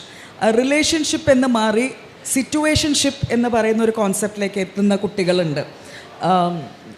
They have complete freedom of their body എന്ന് തിരിച്ചറിഞ്ഞ കുട്ടികളുണ്ട്. ഇതിൻ്റെ ഉള്ളിൽ കിടന്ന് അതിഗംഭീരമായിട്ടുള്ള ആങ്സ്റ്റ് അനുഭവിക്കുന്ന വ്യക്തികളുണ്ട്. പേരൻസിൻ്റെ ഒരു കൺട്രോൾ. അപ്പം എന്നോട് ചോദിക്കുമ്പോൾ ഞാൻ പറയുന്ന ഒരു ഒറ്റ കാര്യം, freedom begins with financial independence. അത് ആദ്യം അച്ചീവ് ചെയ്തെടുക്കുക. ആദ്യം സ്വന്തം കാലിൽ നിന്ന് സ്വന്തം ഏൺ ചെയ്യാൻ ആരംഭിച്ചു കഴിഞ്ഞാൽ ബാക്കി എല്ലാ ഫ്രീഡമും ഫോളോ ചെയ്യും. അതല്ലാതെ എൻ്റെ ബോഡി എൻ്റെ ഫ്രീഡം എന്ന് പറഞ്ഞിട്ട് എൻ്റെ അമ്മേനോട് കാശ് ചോദിക്കുന്നിടത്ത് അത് തീരും. Once you ask for money from somebody else then you are beholden to them. ഇത് നമ്മൾ ശമ്പളം വാങ്ങുന്ന പോലെയാണ്. ശമ്പളം വാങ്ങുന്നുണ്ടെങ്കിൽ ഇന്ന സമയത്ത് പോയി ജോലി ചെയ്തേ പറ്റൂ. അതേപോലെ അച്ഛൻ്റെ പൈസ അതൊരു തരത്തിലുള്ളൊരു അവകാശമാണ്. അതല്ല, അച്ഛൻ്റെയും അമ്മേൻ്റെയും പൈസ അവരുടെ മാത്രം പൈസയാണ്. അതിൽ നമുക്ക് യാതൊരു അധികാരവുമില്ല. അവനവൻ്റെ ഫ്രീഡം ആർട്ടിക്കുലേറ്റ് ചെയ്യണമെങ്കിൽ അവനവൻ്റെ സ്പേസിൽ നിന്നുകൊണ്ട് വേണം അത് ചെയ്യാൻ എന്നാണ് എനിക്ക് തോന്നിയിട്ടുള്ളത്. ഇപ്പോൾ സിറ്റുവേഷൻഷിപ്പും പോയിട്ട് നാനോഷിപ്പായിട്ടുണ്ട്. ഏറ്റവും കുറഞ്ഞ സമയത്ത് ഉള്ള ബന്ധങ്ങളിലേക്ക് വന്നിട്ടുണ്ട്. പ്രിയ പറഞ്ഞ ഒരു കാര്യത്തിനോട് ചെറിയൊരു വിയോജിപ്പും പറയട്ടെ. എനിക്ക് എൻ്റെ സ്ത്രീ കൂട്ടായ്മകൾ വളരെ പോസിറ്റീവായിട്ട്, കാരണം ഈ ഇപ്പം നമ്മൾ യാത്രകളൊക്കെ പോകുമ്പം ഒരുപാട് സുഹൃത്തുക്കളുണ്ടെന്ന് പറയുന്നില്ല, നമുക്ക് നല്ല റാപ്പോ ഉള്ള, അതും ബുദ്ധിമുട്ടാണ്. നമ്മുടെ പോലെ അതേ രീതിയിൽ ചിന്തിക്കുകയും ഒക്കെ ഉള്ള ആളുകൾ വേണമല്ലോ നമുക്ക്. പക്ഷെ ആ നമ്മുടെ ഈ സ്ത്രീകൾ ഈ ഗ്രൂപ്പ് നടത്തുന്ന യാത്രകൾ എനിക്ക് ഏറ്റവും സന്തോഷം തന്നിട്ടുള്ള ഒരു അതിൻ്റെ ഒരു സ്വാതന്ത്ര്യം വേറെ ഒരു സാധനത്തിനും എനിക്ക് തോന്നുന്നു. ഒറ്റയ്ക്കുള്ള യാത്രകൾ രസമാണ്, കാരണം നമുക്ക് ആരോടും ഒന്നും ബോധിപ്പിക്കാനില്ല. തോന്നുന്ന സമയത്ത് തോന്നുന്ന സ്ഥലങ്ങളിൽ പോകാം. പക്ഷേ നമ്മൾ തീർത്തും ഒറ്റയ്ക്കാണ്. നമുക്കൊരു എന്തെങ്കിലുമൊക്കെ പറയാനോ ചിരിക്കാനോ ഒരാളില്ല എന്നുള്ളതുണ്ടാവും. പക്ഷേ അല്ലാതെ ഈ പറയുന്ന ആ സ്ത്രീ സൗഹൃദങ്ങളും സ്ത്രീ യാത്രകളും തരുന്ന ഒരു ലോകവും അതിൻ്റെ ഒരു എക്സ്പീരിയൻസും എനിക്ക് മറ്റ് യാത്രകളിൽ നിന്ന്, നമ്മൾ ഫാമിലിയൊക്കെ ആയിട്ട് പോകുന്ന യാത്രകളിൽ നിന്ന് തീർത്തും വ്യത്യാസമായിട്ട് തോന്നിയിട്ടുണ്ട്. കാരണം അവിടെ ഈ പറയുന്ന ഒരു പക്ഷേ എനിക്ക് അത്രയും നല്ല സുഹൃത്തുക്കൾ ഉള്ളതുകൊണ്ടായിരിക്കാം, ജഡ്ജ്മെൻറ്റലല്ലാത്ത ഈ രീതിയിൽ വിലയിരുത്താത്ത സുഹൃത്തുക്കൾ ഉള്ളതുകൊണ്ടായിരിക്കാം. അത് തരുമ്പം നമുക്ക് തോന്നിയ പോലെ നടക്കാം, തോന്നിയത് ചെയ്യാം എന്ന് ഒരേ രീതിയിൽ ഒരേ വൈബുള്ള ആളുകൾ ആയതുകൊണ്ടായിരിക്കും. അപ്പം സ്ത്രീ കൂട്ടായ്മയുടെ കാര്യം പറയുമ്പോൾ ഇപ്പോൾ ലോകത്തിൽ തന്നെ ഒരുപാട് വലിയ മാറ്റങ്ങളൊക്കെ കൊണ്ടുവന്നത് ഈ സ്ത്രീ കൂട്ടായ്മകളാണ്.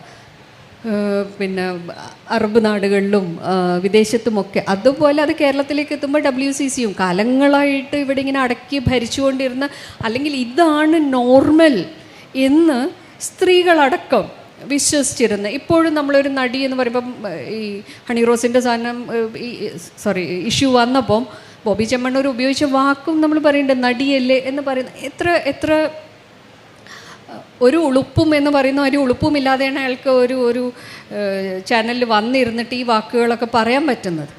അല്ലെങ്കിൽ രാഹുൽ ഈശ്വറിനെ പോലെ ആളുകൾക്ക് ഇവർക്ക് വന്നിരുന്നിട്ട് എന്തും പറയാം. പ്രിവിലേജ് എന്നൊരു സംഭവം ഉണ്ടല്ലോ അവിടെ, കാസ്റ്റിന്റെ പണം ഇതൊക്കെ പറയുന്ന, അപ്പോൾ അവർക്ക് എന്തും പറയാം എന്നുള്ള രീതിയിൽ അവർ ഈ വാക്കുകളൊക്കെ ഉപയോഗിക്കുന്ന, അത് നമ്മൾ സ്വാഭാവികമാണ്. അത് സിനിമയിലും എല്ലാം ഉണ്ടായിരുന്ന സാധനത്ത് നിന്ന് ഈ പറയുന്ന ഒരു 4-5 സ്ത്രീകൾ, അല്ലെങ്കിൽ അതിൻ്റെ അപ്പുറത്ത് കുറച്ചുകൂടെ സ്ത്രീകൾ കൂടി ഒരു കൂട്ടായ്മ ഉണ്ടാക്കുന്നു.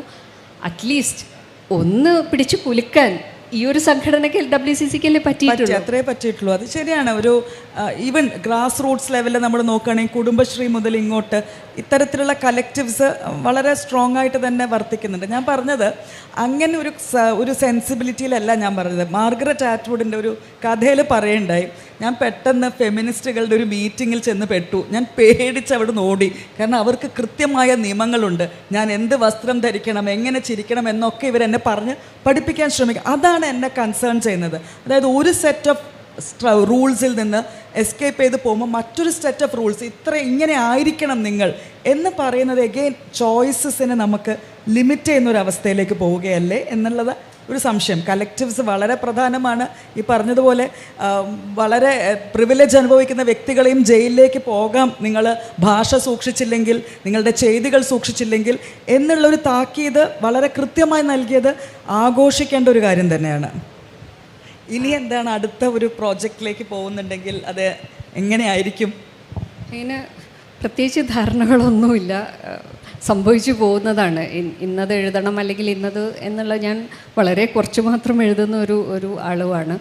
അപ്പം അങ്ങനെ ഇന്ന് തീരുമാനങ്ങളില്ല, നമുക്ക് തോന്നുന്ന അപ്പോൾ എന്താണ് വരുന്നത് എന്നുള്ള പോലെ എഴുതുന്ന അത്രയേ ഉള്ളൂ.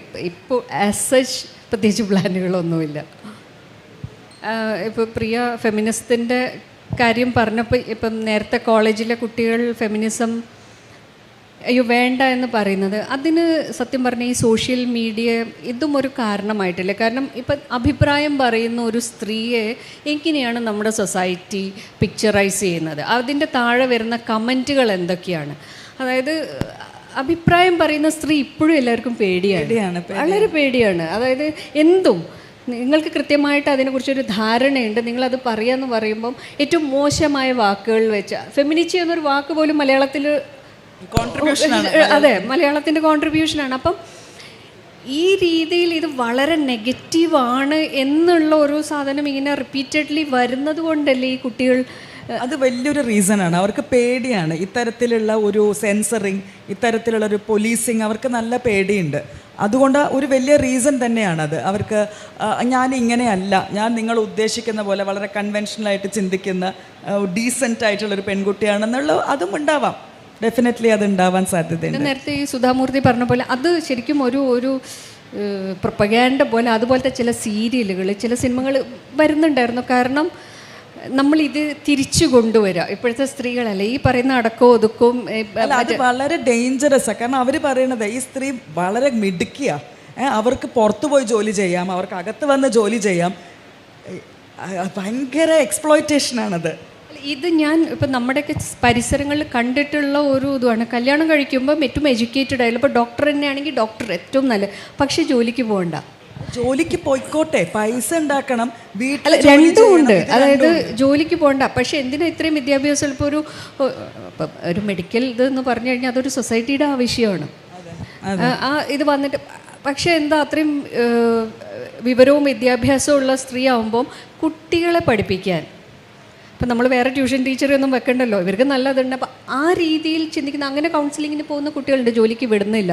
അത് ഞാൻ നേരത്തെ പറഞ്ഞു. ഇപ്പം ജോലി ഉള്ളതുകൊണ്ട് മാത്രമേ ഇവർക്ക് ഇൻഡിപെൻഡൻസ് ഉണ്ടോ എന്നുള്ള ഒരു ക്വസ്റ്റ്യനും വലിയ ക്വസ്റ്റ്യനാണ്. കാരണം നമുക്കറിയാം എന്തിനൊക്കെയാണ് സ്പെൻഡിങ് പവർ ഉള്ളത്.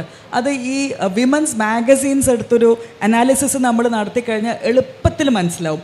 ഒരു സ്ത്രീകൾക്ക് വേണ്ടിയുള്ള ഒരു പ്രസിദ്ധീകരണം എന്ന് പറഞ്ഞൊരു മാസിക ഇറക്കി കഴിഞ്ഞാൽ ഒരു 70% അതിൽ പരസ്യങ്ങളായിരിക്കും. എന്തിനുള്ള പരസ്യങ്ങളാണ്? ഒന്നുമില്ലെങ്കിൽ സാരി, അല്ലെങ്കിൽ മേക്കപ്പ്, അല്ലെങ്കിൽ ഭക്ഷണത്തിൻ്റെ, അല്ലെങ്കിൽ ഏറി വന്ന ജ്വല്ലറി. ഇതിൻ്റെ അപ്പുറത്തൊരു ഡിസിഷൻ മേക്കിംഗ് പവർ സ്ത്രീക്കില്ല. അതിനുള്ള പൈസ അവൾക്കുണ്ടെങ്കിലും അതിനുള്ള സ്വാതന്ത്ര്യമില്ല എന്ന് വളരെ ക്ലിയർ ആയിട്ട് പറഞ്ഞു തരുന്ന ഒരു ഡേറ്റ അനാലിസിസ് ആണ് ഇത്തരത്തിലുള്ള പരസ്യങ്ങൾ. പിന്നെ ഇപ്പോൾ ഈ ഞാൻ നേരത്തെ ആ റീലിൻ്റെ കാര്യം പറഞ്ഞ പോലെ, അപ്പം ഞാൻ വസ്ത്രത്തെക്കുറിച്ചോ അല്ലെങ്കിൽ ഒരു അഭിപ്രായം പറയുമ്പോൾ നമുക്ക് ഫെമിനിസത്തിനെ കുറിച്ചൊക്കെയുള്ള അല്ലെങ്കിൽ സംസാരിക്കുന്ന സ്ത്രീകളോടുള്ള വളരെ തെറ്റായ ചില ധാരണകളുണ്ട്. അപ്പോൾ അതിൻ്റെ താഴെ വന്ന് കുറേ പേര് വയ്ക്കുന്നത് പിന്നെന്തിനാണ് കണ്ണെഴുതിയത്, പിന്നെന്തിനാണ് ലിപ്സ്റ്റിക് ഇട്ടത്, പിന്നെന്തിനാണ് ഈ കമ്മലിട്ടത്, ഈ രീതിയിലാണ് വളരെ പെരിഫറലായിട്ട്. അതായത് ഫെമിനിസ്റ്റുകളായാൽ ഇന്ന രൂപത്തിൽ പണ്ട് തൊട്ട് സിനിമയിലൊക്കെ ഉണ്ടാക്കിയെടുത്ത ചില ഇമേജസ് പോലെ, അല്ലെങ്കിൽ അപ്പോൾ അവരങ്ങനെ നടക്കണം, നിങ്ങൾ എന്തിനും ഒരുങ്ങുന്നു, അപ്പോൾ അതിന് സമയം കളയുന്നില്ല. അങ്ങനെ ഈ പറയുന്ന നമ്മൾ ഇതിൻ്റെ കാതലായ ഒരു കാര്യങ്ങളിലേക്കും പോകുന്നില്ല. എനിക്ക് കണ്ണെഴുതണമെന്ന് തോന്നി ഞാൻ കണ്ണെഴുതും. അവരുടെ വീട്ടിലത്തെ എടുത്തിട്ടല്ല ഞാൻ എഴുതുന്നത്, അവരുടെ സമയം എടുത്തിട്ടുമല്ല ഞാൻ എഴുതുന്നത്, എൻ്റെ സമയം എൻ്റെ സൗകര്യം പോലെ ചെയ്യുന്നത്. അതുകൊണ്ട് ഞാൻ കണ്ടെഴുതിയത് കൊണ്ട് അല്ലെങ്കിൽ ഞാൻ കമ്മലിട്ടത് കൊണ്ട് എനിക്ക് അഭിപ്രായം പറയാൻ പാടില്ല എന്ന് ആരാണ് പറഞ്ഞത്? അവരാണ് തീരുമാനിക്കുന്നത്. അങ്ങനെയുള്ളൊരു സ്ത്രീ വന്നിരുന്നിട്ട് ഇവിടെ ഇരുന്ന് വസ്ത്രത്തെക്കുറിച്ചോ ഇതിനെക്കുറിച്ചോ നിങ്ങൾ അഭിപ്രായം പറയണ്ട. ഇങ്ങനെയുള്ള മനുഷ്യന്മാരെ നമ്മൾ എങ്ങനെയാണ് അഡ്രസ്സ് ചെയ്യുന്നത്? എനിക്ക് തോന്നുന്നു നമുക്ക് ഇപ്പോൾ വളരെ ട്രാൻസ്പെറൻസി വന്നിട്ടുണ്ട്. കാരണം നമുക്ക് ഒരുപാട് തെറ്റിദ്ധാരണകളുണ്ടായിരുന്നു നമ്മളെപ്പറ്റി. കേരളം വളരെ പ്രബുദ്ധരാണ്, ഒരു പ്രത്യേകിച്ച് വാക്കുണ്ടല്ലോ പ്രബുദ്ധമായ, അതൊക്കെ ശരിക്ക് ഡിസ്മാൻറ്റിൽഡ് ആയിട്ടുണ്ട്. കാരണം ഇത്തരത്തിലുള്ള ഒരു സംഭവം നടക്കുമ്പം ഓപ്പണായിട്ട് വന്ന് അല്ലെങ്കിൽ ഫേക്ക് ഐഡിയിൽ വാട്ട് എവർ ഇറ്റ് ഈസ് അവർ ഈ ഒരു സംസ്കാരത്തിൽ നിന്നുകൊണ്ടാണ് എഴുതുന്നത്. എനിക്ക് തോന്നുന്നു ഒരു തരത്തിൽ നമ്മുടെ ആ ഒരു ഹിപ്പോക്രസിയാണ് കൃത്യമായിട്ട് തുറന്നു കാണിച്ചിരിക്കുന്നത്. വിദ്യാഭ്യാസവും ഒക്കെ ഉണ്ടെങ്കിൽ തന്നെയും ഇത് ആപ്ലിക്കേഷൻ ലെവലിൽ എത്തുന്നില്ല. ഈക്വാളിറ്റിയെക്കുറിച്ചൊക്കെ സംസാരിക്കാം, ഈക്വാളിറ്റിയെക്കുറിച്ച് പ്രസംഗിക്കാം, പക്ഷേ അത് പ്രാക്ടിക്കൽ ഒരു ട്രാൻസാക്ഷനിലേക്ക് വരുമ്പം അതിന് ഒരുപാട് റിസർവേഷൻസ് ഉണ്ട്.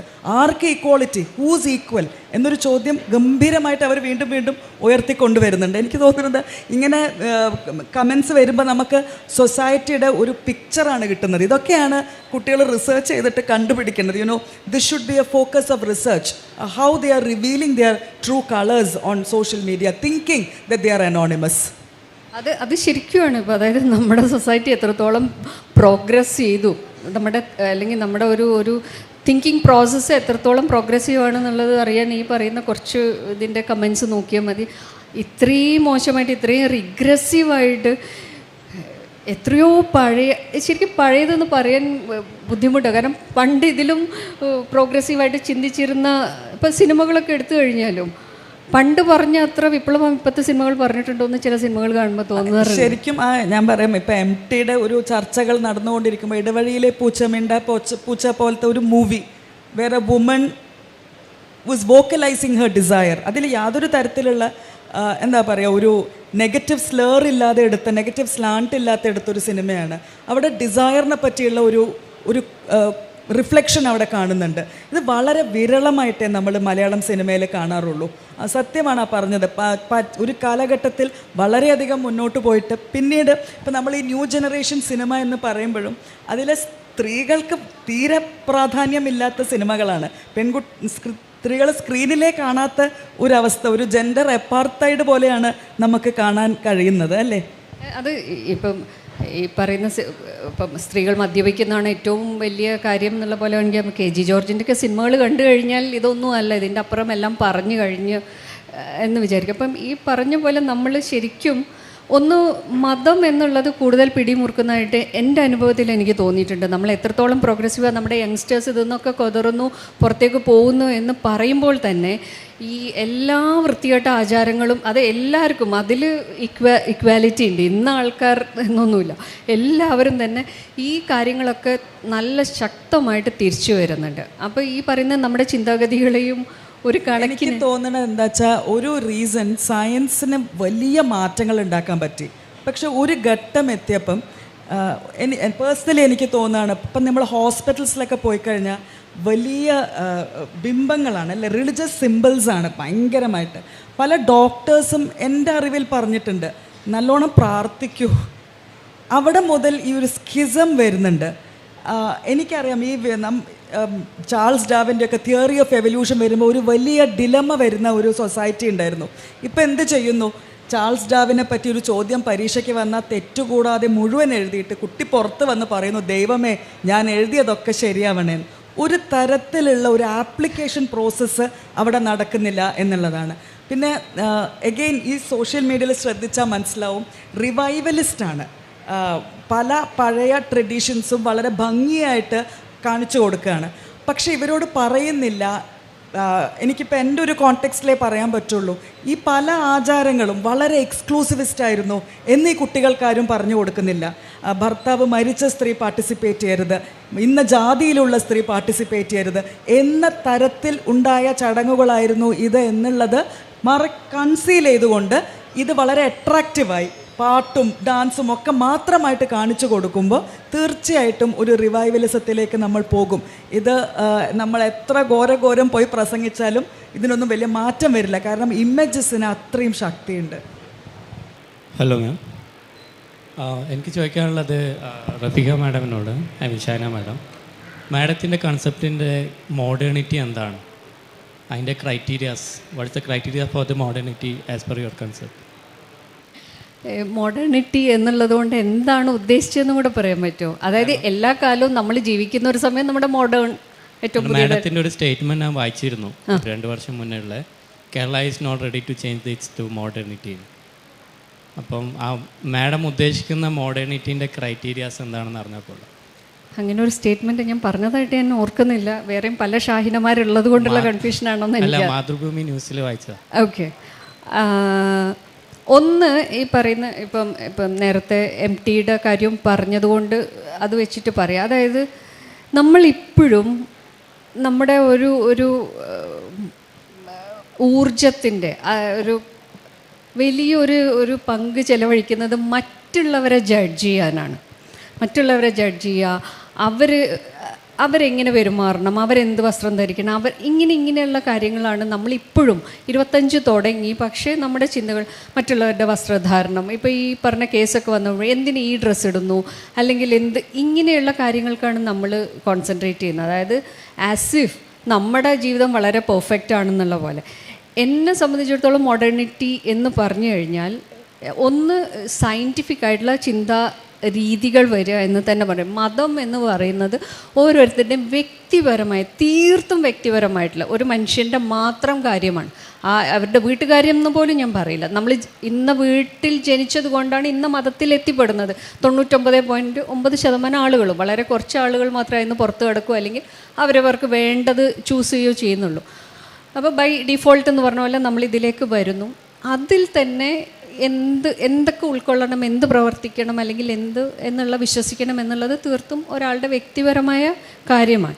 അത് എന്തിനാണ് നമ്മൾ വേറൊരാളിലേക്ക് അല്ലെങ്കിൽ വേറൊരു കൂട്ടം ആളുകളിലേക്ക് അവരിങ്ങനെ പെരുമാറണം, ഇങ്ങനെ ചിന്തിക്കണം, ഇങ്ങനെ ഇതാക്കണം എന്ന് പറയുന്നത്? അതുകൊണ്ട് എന്ത് കാര്യങ്ങളിലും ഇപ്പം നമ്മൾ നേരത്തെ സംസാരിച്ചതിൻ്റെ ബാക്കി പോലെ ഒരു പൊതുവിദ്യാലയങ്ങൾ എനിക്ക് തോന്നുന്നു EMS ആണ് പറഞ്ഞിട്ടുള്ളത്. ഈ പറയുന്ന ഒരു വിപ്ലവം അല്ലെങ്കിൽ ഒരു നവോത്ഥാനം എന്ന് പറയുന്നത് തുടങ്ങുന്നത് ഈ പറയുന്ന പൊതുവിദ്യാലയങ്ങളുടെ മരബെഞ്ചിലാണ് എന്ന് പറയുന്നത്. കാരണം അതൊരു ഹെട്രോജീനിയസ് ഗ്രൂപ്പായിരുന്നു നമ്മളൊക്കെ പഠിച്ചുകൊണ്ടിരുന്നത്. അവിടെ നിന്ന് CBSE പോലത്തെ വരുന്നു, ഓരോ ജാതിക്കും അതിൻ്റെ അല്ലെങ്കിൽ സബ് കാസ്റ്റിനും അനുസരിച്ച് സ്കൂളുകൾ തുടങ്ങുന്നു. അതായത് ക്യാച്ച് ദം യങ് എന്ന് പറഞ്ഞാൽ ഏറ്റവും ചെറുപ്പത്തിൽ ഈ കുട്ടികളുടെ അതൊരു ഹോമോജീനിയസ് ആയിട്ടുള്ള ഇന്ന ഗ്രൂപ്പ്, ഇന്ന ആളുകളുടെ കുട്ടികൾ മാത്രം ഇന്ന സ്കൂളിൽ, ഇങ്ങനെ തരം തിരിച്ച് ആണ് ഇപ്പം നമ്മൾ നമ്മുടെ കുട്ടികളെ വളർത്തുന്നത്. ചില സ്കൂളിൻ്റെ പരസ്യം തന്നെ അങ്ങനെയാണ്, ഇവിടെ വിട്ട് കഴിഞ്ഞാൽ നിങ്ങൾക്ക് മതപഠനം വേറെ പോവണ്ട എന്നുള്ള രീതിയിൽ നമ്മൾ പോകുമ്പോൾ ആസ് എ സൊസൈറ്റി നമ്മൾ എങ്ങനെയാണ് ഇടപഴകി ജീവിക്കുക? അപ്പം അതുകൊണ്ട് ഒരു സയൻറ്റിഫിക് ടെമ്പറാണ് വേണ്ടതെന്ന് ഞാൻ വിശ്വസിക്കുന്നു. നമ്മുടെ കാര്യങ്ങൾ ചെയ്യാൻ എന്ന് വെച്ചാൽ എനിക്ക് തോന്നിയ പോലെ ചെയ്യാൻ എന്നുള്ളതല്ല. Freedom comes with responsibility. അപ്പം ആ രീതിയിൽ എനിക്ക് സ്വതന്ത്രമായി ചിന്തിക്കാനും പ്രവർത്തിക്കാനും, എനിക്കിഷ്ടമുള്ള വസ്ത്രം ധരിക്കുകയോ ഇഷ്ടമുള്ള ഭക്ഷണം കഴിക്കുകയോ, എൻ്റെ ഫ്രിഡ്ജിൽ എന്ത് ഭക്ഷണമാണെന്ന് വേറൊരാൾ എന്തിനു വന്ന് നോക്കണം, അതിൻ്റെ പേരിൽ ഒരാളെ എങ്ങനെ തല്ലിക്കൊല്ലണം, അല്ലെങ്കിൽ ഒരാൾ ഇട്ട വസ്ത്രം മുണ്ട് അങ്ങോട്ടും എടുത്തോ ഇങ്ങോട്ടും എടുത്തോ, ഇപ്പോഴും നമ്മൾ ഇതിലൊക്കെയാണ് നിൽക്കുന്നത്. അതിൻ്റെ അപ്പുറത്തേക്ക് ഒരു വ്യക്തി എന്ന നിലയിൽ ആസ് ആൻ ഇൻഡിവിജ്വൽ നമുക്ക് സ്വതന്ത്രമായി ചിന്തിക്കാനും നമുക്ക് ഇന്ന ജോലി ചെയ്യാനും ഇന്ന കാര്യങ്ങൾ പ്രവർത്തിക്കാനും പറ്റുന്ന ഒരു സമയമാണ് എന്നെ സംബന്ധിച്ച് മോഡേണിറ്റി. തൊഴിൽ സാഹചര്യങ്ങൾ, തൊഴിൽ ബന്ധങ്ങൾ, അതും സ്ത്രീ പുരുഷ ബന്ധവും ആണ് ഈ ചേഞ്ചിൻ്റെ അടിസ്ഥാനം എന്നുള്ള തരത്തിലേക്ക് നിരീക്ഷണം നടത്തിയിട്ടുണ്ടോ? അത് ആ നിരീക്ഷണം എത്രമാത്രം ശരിയാണ്? അതായത് ഇപ്പം ഞാൻ നേരത്തെ പറഞ്ഞതിൻ്റെ ബാക്കി തന്നെ, അതായത് പണ്ട് ഇപ്പോൾ അല്ലെങ്കിൽ നമ്മളൊക്കെ പഠിച്ചിരുന്ന സമയത്ത് ഇന്ന കോഴ്സ് ചെയ്യൂ, ഡിഗ്രി കഴിഞ്ഞാൽ ഉടനെ BEd എടുക്കൂ, അല്ലെങ്കിൽ ഇന്നത് പോവും. അതായത് പെൺകുട്ടികൾക്ക് വളരെ കംഫർട്ടബിൾ ആയിട്ടുള്ള ജോലികൾ എന്ന് പറഞ്ഞ് നമ്മൾ ചില ഒരു ലിസ്റ്റൊക്കെ ഉണ്ടാക്കി വെച്ചിരുന്നു. ഇഷ്ടംപോലെ അവധി, സ്ഥലം മാറ്റമില്ല. അപ്പോൾ എന്താണെന്ന് വെച്ചാൽ നമുക്ക് കല്യാണം കഴിച്ച് ഇന്ന സ്ഥലത്ത് അവിടെ പോയി അവിടെ സെറ്റിൽ ചെയ്യാൻ കുട്ടികളെ നോക്കാം എന്നുള്ള രീതിയിൽ അതിൽ നിന്ന് മാറി കുട്ടികൾ അത് മാറി അതൊക്കെ ബ്രേക്ക് ചെയ്ത് കുട്ടികൾ ഇഷ്ടമുള്ള സാധനങ്ങളിലേക്കൊക്കെ പോകുന്നു.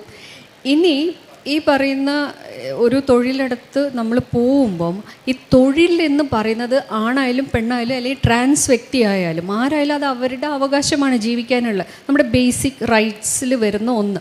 അപ്പം അത് ഏത് തൊഴിലിടത്തും ഇപ്പം നമ്മളിവിടെ ഇപ്പോൾ WCC വന്നു അല്ലെങ്കിൽ ഇങ്ങനെ ഒരു ഇഷ്യൂ വന്നതുകൊണ്ടാണ്, ഒരു ഭീകരമായ ഒരു ഇഷ്യൂ വന്നതുകൊണ്ടാണ് WCC തന്നെ ഉണ്ടായിട്ടുള്ളത്.